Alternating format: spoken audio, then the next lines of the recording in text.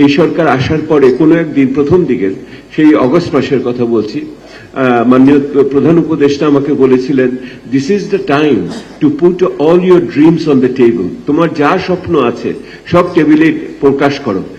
স্বপ্ন প্রকাশ করার জন্যই আজ সকাল। বিজলি কেবলসের স্কিন কোটেড ইনসুলেশন আগুন প্রতিরোধী। বিজলি কেবলস, নিরাপদ আজীবন। এই স্বপ্নকে বাস্তবে নিতে হবে।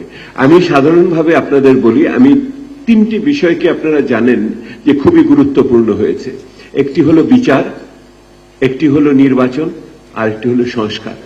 তো আমি আজকে আপনাদের সকালে বলতে চাই, যদি ন্যায্য বিচার চান তাহলে নাগরিকদের সুরক্ষা দিতে হবে, তার যে মৌলিক অধিকারগুলোকে রক্ষা করতে হবে। বিচার পাবো, ন্যায্য বিচার চাইবো, কিন্তু নাগরিকের সুরক্ষা থাকবে না, এটা হতে পারে না।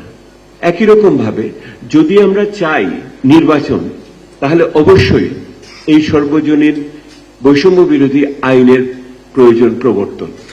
এই আইনের প্রবর্তন আমার নির্বাচনের ক্ষেত্রে একটি বাতাবরণ পরিবেশ সৃষ্টি করবে। এবং একই রকম ভাবে যারা বলেন কার্যকর সংস্কার, কার্যকর সংস্কারের প্রথিত আছে, সেটা হলো আমাদের নাগরিকের অধিকার, সর্বজনীন অধিকার। সর্বজনীন অধিকার না থাকলে পরে আমরা মনে করি না যে সংস্কারটা কার্যকর হবে। আমরা বৈষম্য বিরোধী কথা বলবো, কিন্তু কোন কোন বৈষম্য নিয়ে কথা বলবো আর কোন কোন বৈষম্য নিয়ে কথা বলবো না, এটা তো হতে পারে না। এই সর্বজনীনতাটা আমাদের ফিরিয়ে নিয়ে আসতে হবে। এখানে মানুষের সামগ্রিক নাগরিক অধিকারের শিশুর সুষম বিকাশের জন্য আমি তার সাংস্কৃতিক বিকাশকে বন্ধ করে দিব শিক্ষক না দিয়ে, আমি তার শারীরিক সক্ষমতাকে সীমিত করে দিব শিক্ষক না দিয়ে, এটা তো হতে পারে না।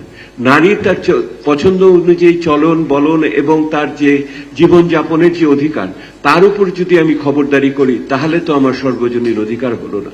যে ক্ষুদ্র জাতিসত্তা তার আত্মপরিচয়ের চেষ্টার ভিতরে আছে, তাকে যদি আমরা জাতীয়ভাবে স্বীকৃতি না দেই, তাহলে তো আমার ঘটনা হলো না। আমাদের যে ক্ষুদ্র সংখ্যালঘু সম্প্রদায় আছে, তারা যদি জীবনযাপনের ক্ষেত্রে অসহায়ত্ব বোধ করে, তাহলেও তো আমার সেই বৈষম্য বিরোধী চেতনা হলো না। যেই লোকটি আপনার বিভিন্ন মরুকরণের প্রক্রিয়ার ভিতর দিয়ে উত্তরবঙ্গে অবস্থান করছে অবস্থানগত কারণে, তাদের যদি আমরা উন্নয়নের সুফল তাদের কাছে পৌঁছাতে না পারি, এই ছোট দেশের ভিতরেও যদি আমাদের আঞ্চলিক বৈষম্য থাকে, তাহলেও তো আমার সেই সুষম উন্নয়ন, আমার সেই বৈষম্য বিরোধী বিষয় হলো না। বাংলাদেশে ব্যাপকভাবে প্রবীণ জনগোষ্ঠী বাড়ছে, আমাদের জীবৎকাল বাড়ছে। সেই প্রবীণ জনগোষ্ঠীকে যদি আমরা জাতীয়ভাবে আমরা তাদের যদি সুরক্ষা দিতে না পারি, তাহলে আমরা কি বৈষম্য বিরোধী কথা আমরা বললাম? সে তো শিশু থেকে আরম্ভ করে প্রবীণ জনগোষ্ঠী থেকে আরম্ভ করে বিভিন্ন বৈচিত্র্যের মানুষ নিয়ে, বহু ভাষাভাষী, বহু ধর্মের, বহু চিন্তার ভিতরে যে দেশ আছে, তাকে আমাদের সুরক্ষা দিতে হবে। এই চেতনা থেকে এখানে যদি একটি মানুষ দার্শনিকভাবে আমার থেকে ভিন্ন চিন্তা করে, তাহলে তার সেই মনোভাবকে আমি স্তীমিত করার জন্য তাকে শারীরিকভাবে আঘাত করব, এইটা তো বৈষম্য বিরোধী চেতনার অংশ হতে পারে না।